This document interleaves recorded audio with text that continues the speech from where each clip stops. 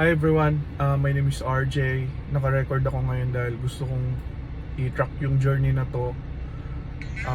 Magto 30 days water fasting ako. So within that 30 days wala akong i-consume na kahit anong food. Water lang talaga. Siguro with Himalayan salt for electrolytes. And then ayun, mag-update ako every day. Magwe-weight tracking ako every day para natatrack ko kung bumabawas ba yung timbang natin. And then bakit ko ba ginagawa to? For me, number one siguro is nawala yung confidence ko talaga simula nung tumaba ako, so gusto ko ibalik yun.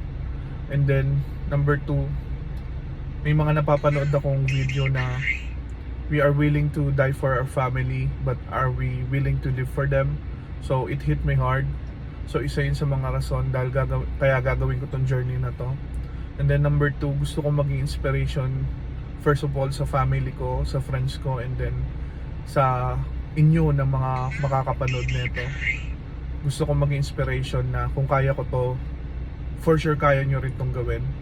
Pero hindi ko nire-recommend to na gawin nyo dahil hindi ata, extreme ata tong 30 days challenge na to or 30 days fasting, water fasting. Medyo extreme siya, pero gagawin natin to. So nag-start ako kahapon, June 2, second day ko na ngayon. Actually hindi pa siya second day, magsi-second day pa lang, pero wala pa naman akong nararamdaman na kakaiba. Gutom, siguro may slight lang kagabi, pero hindi naman malala. Hindi pa naman ako nanghihina, pero tignan natin. So sana samahan nyo ako sa journey na to. Meron pa tayong 29 days, so wish me luck guys. Thank you.